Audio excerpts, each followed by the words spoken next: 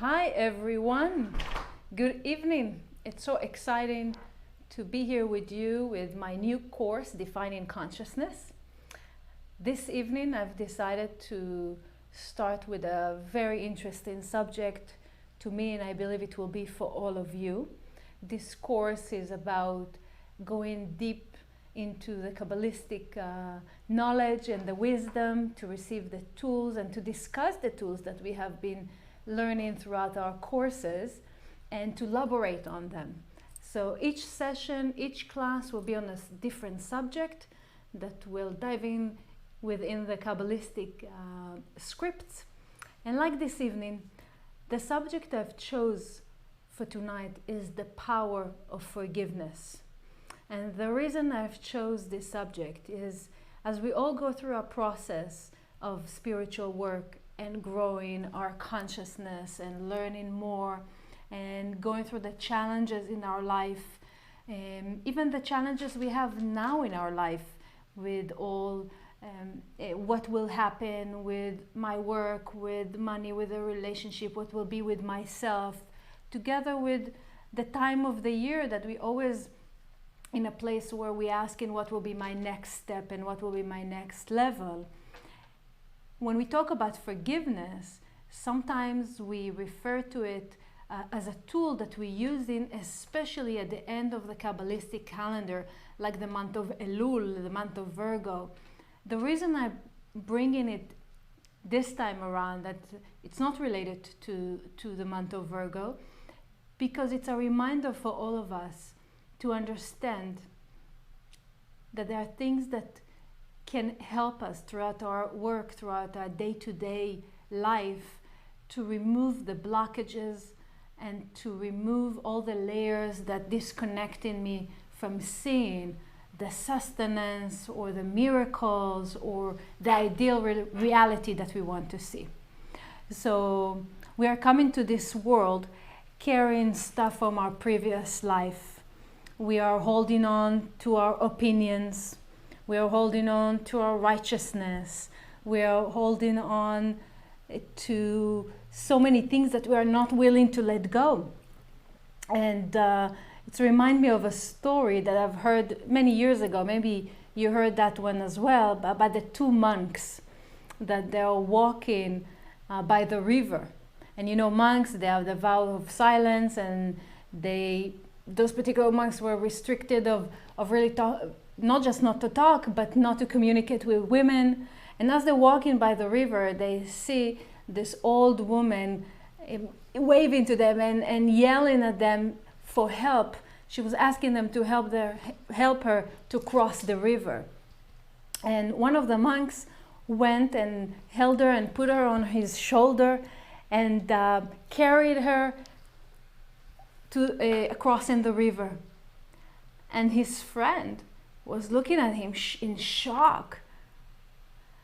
And he went to him and he said, you know, I'm breaking my silence now because I have to tell you something. How did you broke your vows and carry this old woman? You literally held a woman? And his friend told him, you know what is the difference between us? That you're still holding on her. Which means we are still holding on things that happened to us during our lifetime. We are holding on things that are blocking us from achieving our purpose in life. And they're just blocking us from our happiness, our true happiness in life. And I believe that the Creator really brought us to this world to be happy and to find our happiness in our life. And we're not here to suffer. So we have two ways of thinking, I guess, right? So one thought is that the Creator brought us into the world with all the tools and everything that we need, really just to be happy and enjoy life. The other thinking is that the Creator is here He brought us to this world and just to make us suffer. So what do you think we should choose? Which thought we should go with? If we'll go, of course, with the first one, So we're on the right path. If we'll go on with the second thinking, is literally just will not support us in the progress of our life and definitely will not motivate us. So we are here to release the stuff that, again, from our past in order for us to open up what the universe wants to give us, right? So as I was thinking about this class, during our life, we are choosing which path we are holding on to. He did, she did to me, they did to me. It's like as if we are watching a movie of 2 hours movie, and normally what we take is like the 2 minutes or the 10 minutes message that we would like to relate to in that movie, and we literally building our life and our behavior and our behaving belief systems upon on those 10 minutes that we only took from our life. So the wisdom of Kabbalah is really allowing us to receive maybe not all the picture, but all the information, but at least enough information to really open our vision for a much, much bigger picture.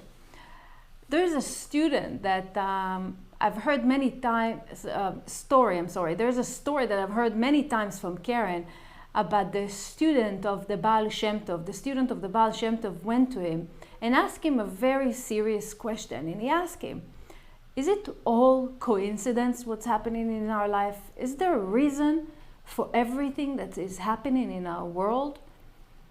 So what the Baal Shem Tov did, he told the student, if you want really to get an answer for that, I'm going to send you to a mission. And the mission was, I'm sending you to this park. Tomorrow you're going to go to this park and you're going to sit on the first bench you're going to see and just sit there throughout the day, and whatever you see, whatever the events that are taking place, just remember them and come to me and tell and share with me what you have seen.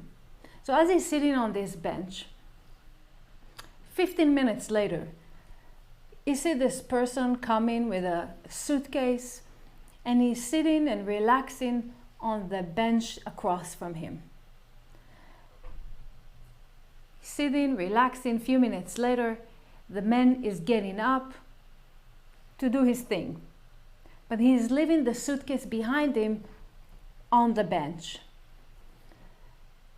Not too long after, another person is coming and sitting on the same bench. It's person number 2. He's sitting and he's looking that there's on the bench next to him, there's a suitcase. He opened the suitcase, he sees the suitcase full of money. He's so excited. He said, oh my God, this is a miracle. He's looking around, he sees that no one is there, closing the suitcase, take it, and walk away. Wouldn't we do that? A third person shows up and sits on that bench. And he's sitting, relaxing. Meanwhile, the first person is coming back. He's looking at the bench and he sees that his suitcase is gone. And he's asking this guy, where's my suitcase? The third person, remember, he looked at him and says, I don't know about any suitcase. What are you talking about? The guy said, you stole my suitcase. He hit him, he punched him. Not a few minutes later, the police are coming and breaking this whole fight. And this what took place on that day. The student is going to the Baal Shem Tov, sharing with him what he has seen. And he says, it's really unfair. That guy was beaten up. This guy took his money. It's really, what's going on? So the Baal Shem Tov tells him, do you really think that there's no coincidences in life? What happened here relates to the previous lifetime of those 3 people. There are 3 people, one with money, one that took the money, and the third one that doesn't know anything, just got beaten. The person that took the money was belonged to him from previous lifetime. And it happened that this lifetime he received it as a gift. He received it back. the first person that the money was stolen from him, the money wasn't belonged to him anyway. He actually paid the third person who was a judge in previous lifetime. He paid him gave him some money to take the whole trial for him to receive the money. So everyone received what they supposed to receive in this lifetime. So if we ask if there are coincidences in our life, no, there isn't, as we learn here from this story, because life is happening and challenges are happening and things seems to be unfair, but we still are holding on to grudges, to resentment, to bitterness, anger, blaming. Sometimes, yes, people are deliberately doing something to us. Sometimes when we are catching or when we are acting in a certain way, when we are blamed in something, or if we really, see some of our inner negativity, one of the common reactive behavior that comes out of it is really anger. We angry, right? And it's an extension from guilt, because we feel guilty that we behave like this. We feel guilty that we have this negative behavior. But I must say that when anger arises and comes up to you and you act upon that, it is a good sign. You know why it's a good sign? Because when the anger awakens, it just shows us that we are really touching something real. And my suggestion is that do not try to fix it by saying you're right or you're wrong. Don't try to fix it. Just allow it to be. Feel it. And we'll understand why is it coming. Because Kabbalistically, what do? We are helping the negative side by holding on those things to support, and it's supporting the klipot. For those of us who don't know what does it mean, the klipot or the shells or the screens, they're basically blocking the light from shining into our life, to come through our life and to appear in a manifestation in our reality. So our negative behavior just adding up and thickening those klipot, those shells, the screen, to make a distance between us to the Creator. So one of the important tools that I'm about to talk about it even more in depth is how we overcome all of this by the power of forgiveness, because we need to understand what is forgiveness. Why is it so important to practice forgiveness as a part of our spiritual process of growth? Okay, it's very important for all of us to know. I'm going to read a section from the portion of Mishpatim in verse 228, and it's going to appear to you in the slide also, as you can see. And it says like this, and you can see that with me. And it talks here about the power of repentance, right? The power of repentance. And what it says here, that negativity is arriving from previous lifetime, yes, but in this lifetime, and it can be changed. And the Creator, with His mercy, is giving us not just a second chance. Every day we have a chance and forgiving us, and we have a chance to change, and we have a way to always, when we have a desire to say to ourselves, I don't want to hold on those grudges anymore. I don't want to be angry anymore. I really want to understand more than what it is in this situation. Why they have done this to me? Why this person talked bad about me? Why I cannot forgive this particular person? And one of the reasons, what it says here, it's one of the reasons that we are stuck and do not change, is because we are not forgiving ourselves, and we really do not understand that we are not really trusting that all can be erased, and that is all we're given here an opportunity. and everything is for the best. So, and that the Creator is giving us an opportunity to change everything in every given moment. So when we are holding on the past, one of our problems is that we are not willing not to be perfect. Remember this? You all know what I mean by being not perfect? We are trying to put this face of whether we're in this particular position in our work or in our life, or we need to have this façon, as we say, of being perfect all the time. And as we're holding on to that, it's part of our ego. It's okay not to be perfect, because we are all not perfect in one way or another. And it's okay, we need to accept that, and we need to accept ourselves, and accept ourselves in starting acting in a way that we understand why those challenges or this situation appears in my life, because it's supporting our tikkun process. Our tikkun process, it's a growth process, okay? And by that, we actually taking ownership on my life and saying, I want to be the best I can today, okay? So it doesn't matter how much garbage we have. This is the reality. We accepting it, and we take ownership on our life. So let's see in our next slide few definitions of what is forgiveness. So the first slide we're going to see, it's what is forgiveness according to Wikipedia. So Wikipedia define it as is the intentional and voluntary process by which a victim undergoes a change in feelings and attitude regarding an offense and overcomes negative emotion such as resentment and vengeance. So this is Wikipedia. And the next slide gives us the definition of therapist.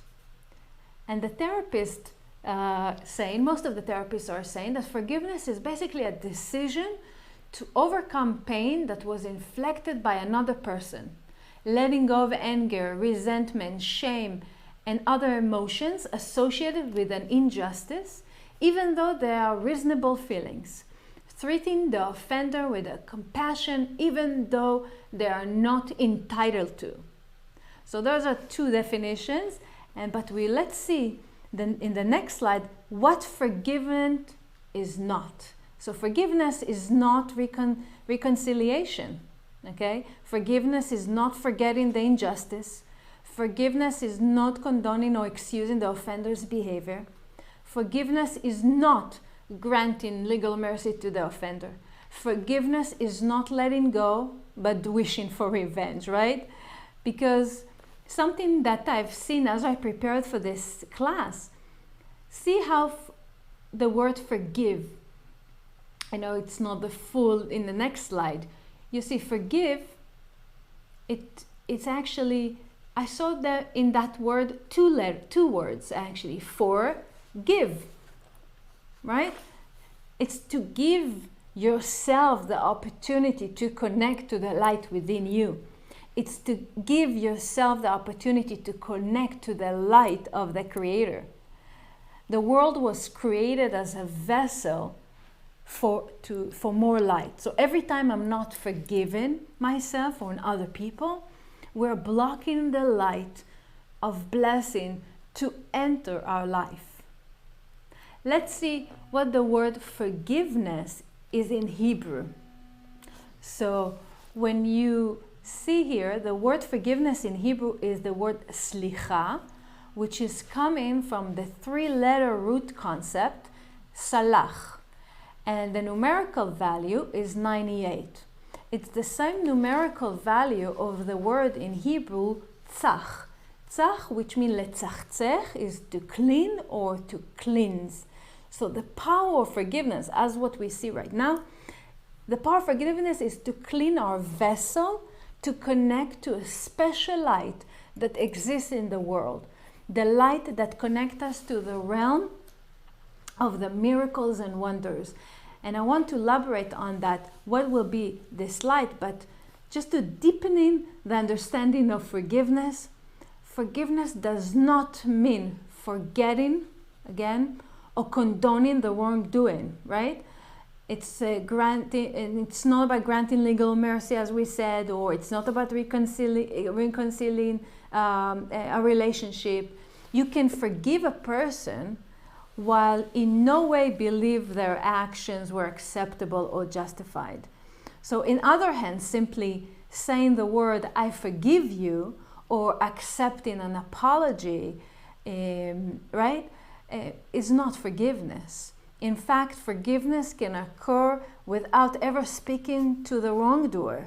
So forgiveness is an emotional change that occurs within the person who has been wronged, right? So forgiveness is the tool that by it's bypassing basically our logical brain and connecting us to the light of the Creator.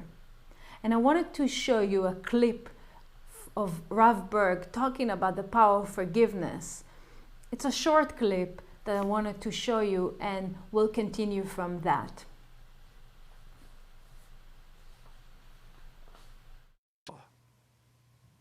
Is not enough that, like I always say, someone steps on my foot, he says, "I'm sorry, forgive me."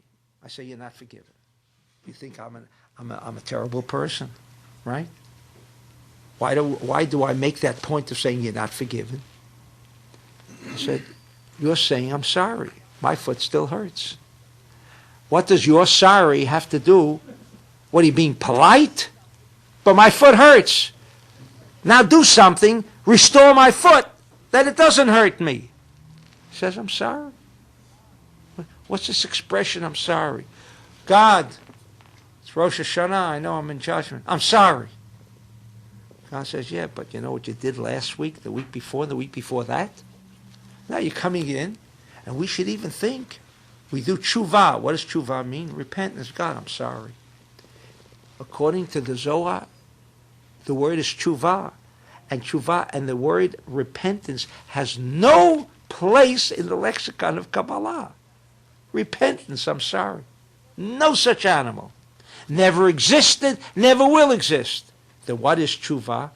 Tashuv, hey, you've got to go back. Got to go back to before the whole crime started, before this chaos and disorder, because it is the only way you can restore it. You have to place yourself in a position before the whole act of ourselves began, and now restore it from its very inception. You've got to go back in time. Can you go back in time? Yes. Yes. How do you go back in time? How do you go back in time? This is what we're doing on Rosh Hashanah. When we get together, unfortunately, we don't have all the facilities, and we want people to be very concentrated because we want to have a good year. We want a good year, and we know it's up to us to have that good year, because a good year does not come without effort. It's true, we need to have to do some effort. So forgiveness, as the Rav said, and as we spoke till now, we understand that it's a method of repair. It's a method of repair for you to remove your blockages that holding on to the negative feelings and blockages that you hold towards the person that wronged you. So forgiveness is for you, is for me first and foremost, and then for the other person is secondary. So forgiveness allows you to remove your klipot. Remember klipot, the shells. Forgiveness, forgive the other person, does not mean that you excusing their behavior or that you have to be their friend. It means that you are clearing your spiritual pipe that channel the light of the Creator into your life. So every difficulty we encounter is a reminder to let go and trust the Creator. For instance, when it comes to forgiveness, everything we experience is a test. When we get stuck in an unforgiven way, it is an indication that we have not yet learned the lesson intended for us. So the essence of forgiveness lies in the understanding that there is really nothing to forgive. No one has harmed us, and nor can they ever harm us anymore, right? We are all clay in the potter's hand, and have been put in the right place at the right time, so they may eventually fulfill our destinies. Okay, it's very important to understand that. Other people never truly hurt us. We hurt ourselves by disconnecting from the light force of the Creator, and everything negative in our life is designed to help us in remember this fact. It's so important. When we see the truth of this, it becomes easier to forgive to those who feel that have wronged us, and ultimately to move on. So just as loving others begins with loving ourselves, so too does forgiveness begin in self-forgiveness. So the fact that the Creator imbued in each and every one of us the spark of the divine energy means that we are inherently worthy of that energy. All we have to do is extend that spark, that part of our vessel, further and further and further. Okay? We need to reveal the diamond within. We need to reveal the light within. It's what makes us happier. Like, if we look at the stories of the Bible, and for example Moses went up to the mountain of Mount Sinai for 40 days, from the first day of the month of Virgo to the 10th day of the month of Libra, which is considered to be Yom Kippur. And he went there to ask for forgiveness from the Creator about for the Israelites' wrongdoing. By doing this, in those 40 days, basically, Moses at that time opened for all humanity the gates of forgiveness. So if there is a real intention to forgive from our part, so the gates of the upper worlds are open and allowing us to complete this process and to remove all blockages. Because sometimes we don't even know, like let's say if we are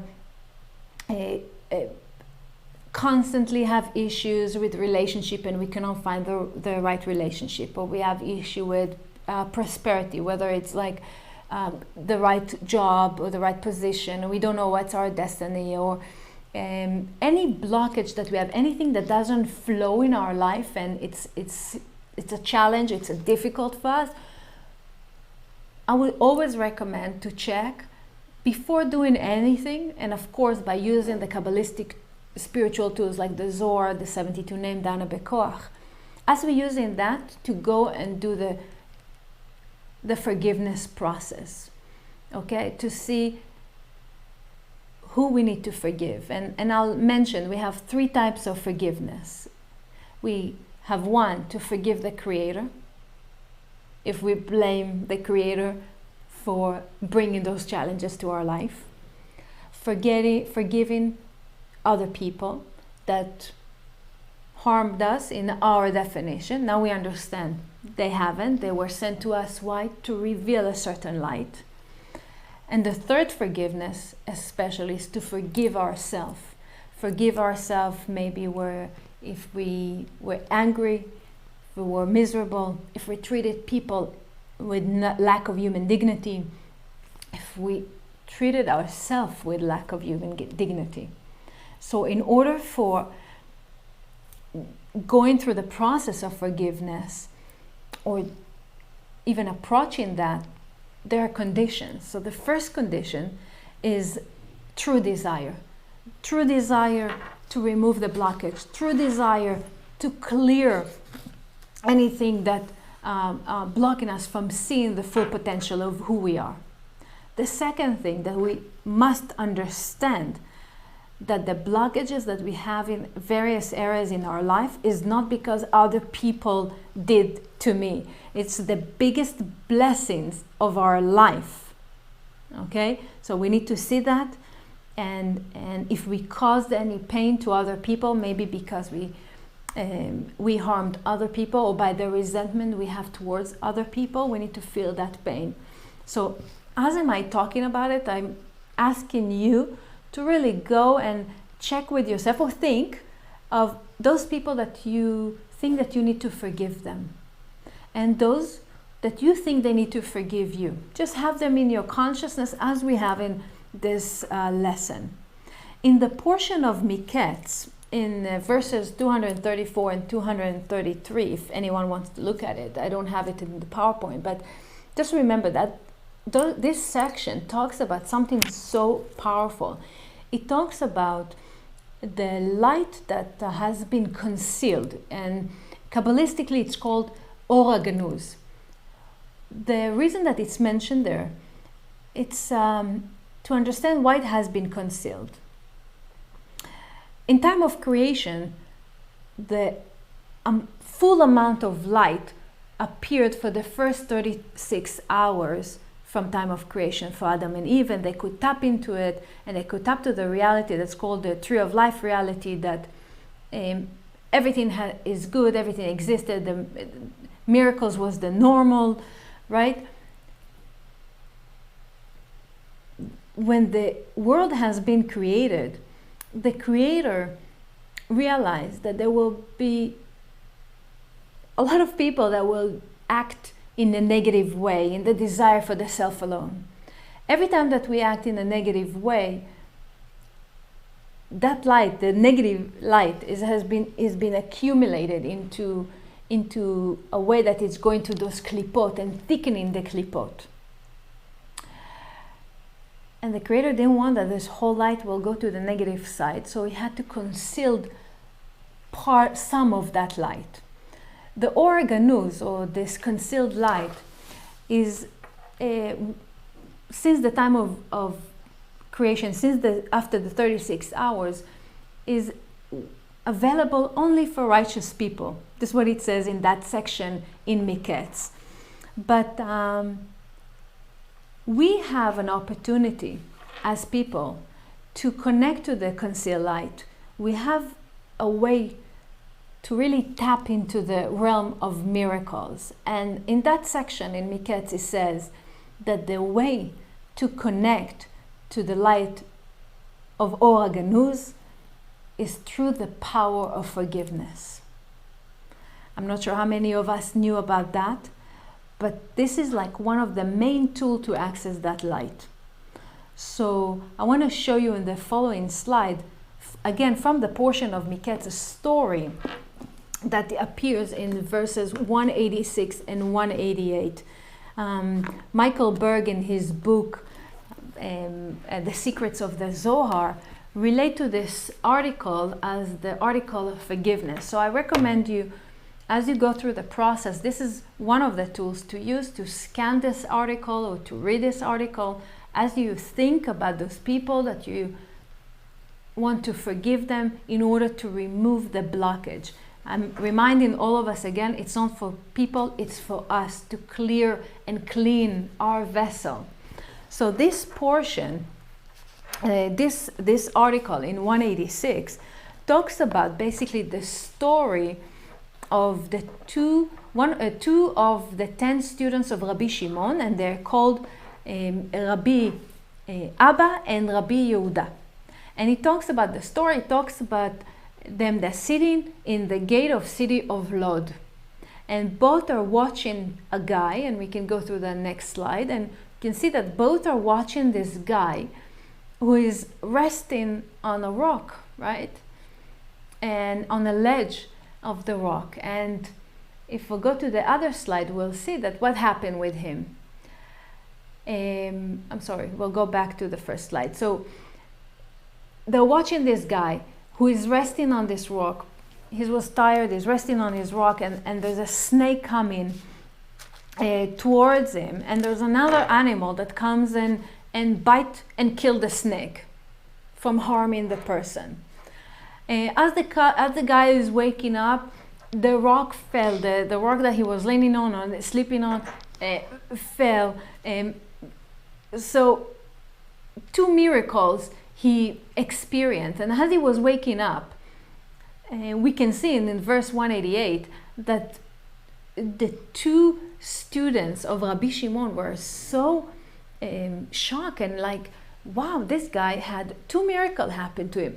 They ran into him and they were asking him, we want to know, what are you doing so special that you have miracle in your life appearing like this?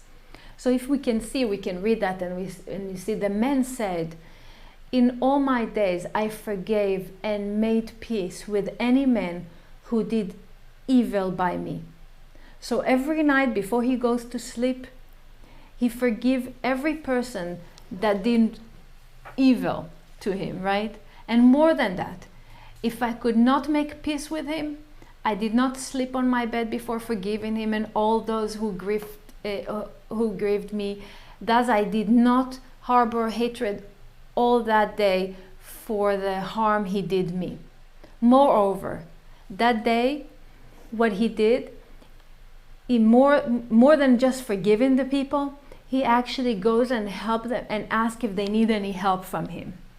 So what we see from this portion is we understand by now from this section, we understand by now that forgiveness is the most powerful tool to access the realm of miracle and to raise our consciousness to that place. So friends maybe take you off their friendship on Facebook. Friends maybe are not inviting you to a party or a dinner, or maybe you have heard that people spoke bad about you. Who sent them to you? Who sent these situations to your life, you think? Who sent those challenges to our life? The concealed light wants to be revealed to me. The concealed light wants to be revealed to you. This is why those challenges are appearing in our life. This is why we have these experiences with people. So what is it to forgive? Is it to be back to be friend with a person? No. Forgiveness is just taking the responsibility on my life. Forgiveness is taking back the control of my life. Forgiveness is not allowing people to own my emotions. Forgiveness is the only way that I'm connecting actually to the light and understanding to trust the ability and to trust the ability that I have, the opportunity that I have to trust the Creator and to learn, why is this in my movie? To ask ourselves, why is this in my movie? What do I need to learn out of it? So when I'm open myself from my heart level, it's allowing me to go to my next level. So this whole portion, by the way, the portion of Miketz, by the way, the section that we just read from, talks about the story of Joseph the righteous that was in captivity by the Egyptians. He was in jail, and he was actually, it was like about 22 years of journey that it started by his brother that sent him away like as a slave. But after those 22 years, he became the second to the king. He was in charge of all the whole sustenance and the money of Egypt, of the kingdom of Egypt. So how this is story inspiring us in the process of forgiveness? Because it gives us an answer and how to transform our reality and to connect to the miraculous, to the Oraganus, to the concealed light. And there are two positions that we want to be in when we're in a place of forgiveness. As he was the second to the king, so if we are king, right? So if we are king, if we when we have the power, when we reach in a state of power, we need to ask ourselves, will I pay back? Will I revenge? Right? It says in this portion of Miketz, it says in verse 130 that when we are enemy, when our enemy is down, we shouldn't be happy about that. So when we are king, when we reach the level that we above those feeling of resentment, is it time to revenge? Of course not. And the second position is a slave, when he was a slave. So when you are totally destroyed by someone and feeling down, what we need to do is to embrace the situation, and we need to understand the concealed light is actually poking like this, and it says, I want to be revealed by you. This is what is happening. So when I mentioned about the 3 types of forgiveness, of course, to forgive the Creator, forgive other people, but I really wanted to emphasize the importance of us forgiving ourselves. Because by forgiving ourselves, in that process, we understand what is our worth, what is our value that we bring to the world, what is that so powerful within me. Because as we do in the forgiveness process, we're revealing that information for ourselves. When I'm talking about practically how to do it, the most common thing is that I suggest that worked for me and for many other people that I know throughout the years is, as you think about the person that you want to forgive him or needs forgiveness by you, I suggest to write the story. To write the story, take a journal and write it down exactly what that person has done to you and why you're not forgiving them. They left you, they abandoned you, they didn't invite you, they didn't pay attention to you, you were hurt. No problem, write it all down. After you're done with writing it, start reading it. Read this to yourself. 1 time, 2nd time. I'm sure that by the 5th time, you'll see that story is just a story. We all have stories. And in the story of our life, we need to choose which one we keep as a chapter in our life and which one we just destroy. I have another challenge for you. As you read to yourself, do it in front of a mirror. Talk to yourself as you read this story. He did this to me, he did this, he was mean, they treat me like that. Do it in front of the mirror. As you will do it, you will start to realize that you held that resentment for so long, and ask yourself how it served you all this time. How it served you, what you gained from it, and what you lost from this. All those years, how it served you. And within that, when these layers will start to come off you, you'll start to see what is your value. What a value that you bring to the world. How great you are as a channel to other people. How much light do you have within you? Because all what it is the light of the Or HaGanuz, the concealed light, wants to be revealed through you. So as we do in the forgiveness process, we're cleaning our vessel. So after the 5th time, the 10 times that you see it's just a story and you're not willing that it will be part of your life, take what you've wrote, light a fire, burn that letter or that note that you wrote, and just, that's it, it's gone. to support you with that as well, we have the Kabbalistic spiritual tools that I suggest. One of them is those section that we just read from the Zohar, from Miketz 186 to 188. Those verses in Aramaic really support us, bringing us the strength to go through this process from the upper world.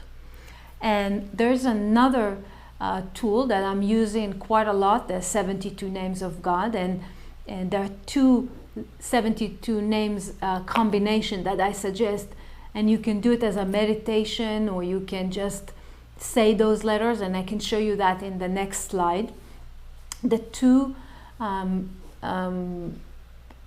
combinations are the Yud Lamed Yud and Hey Hey Ayin, which is Yud Lamed Yud is letting go of all the resentment, letting go of everything that held our emotion captivity, because we are really like slave to this unforgiveness mode.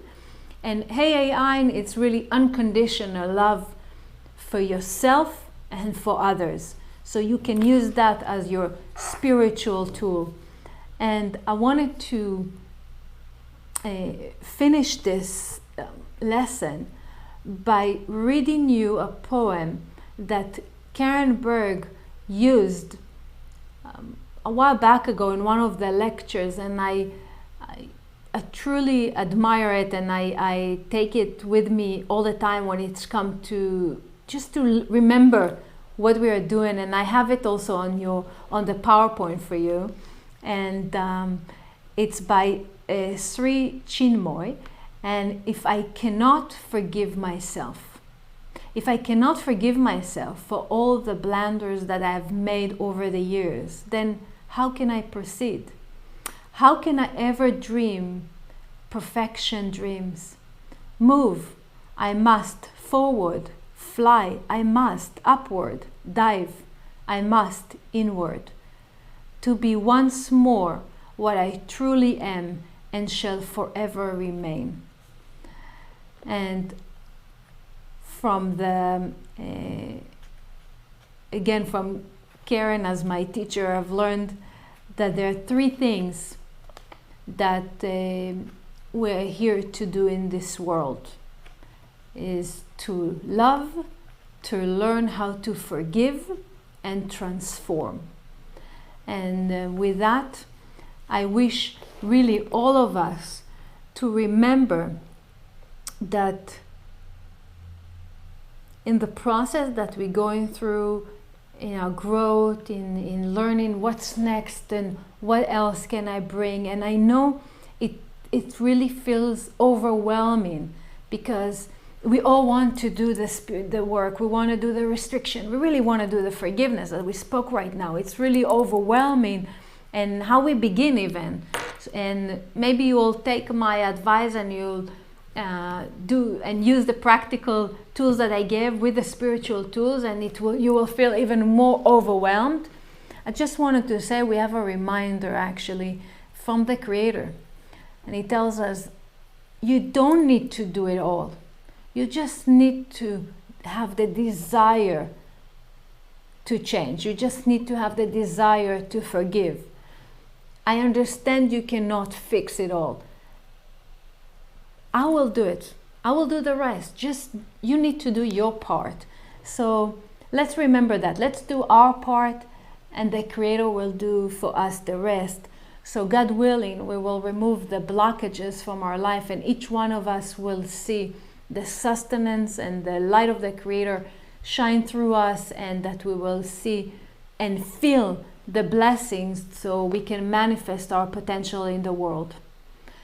I wish you all the best week, and we'll see each other next time with a new subject. And if you will have any question about the subjects we talked about today, the power of forgiveness, and you would like to share your comment or questions, I'm inviting you to contact me at my Facebook, Rachel Madar, or my email address, rachelmadar@kabbalah.com, and I will do my best to answer each one of you. And I would love to hear from you. So We are defining consciousness together every Wednesday. Thank you very much and have a wonderful rest of the week.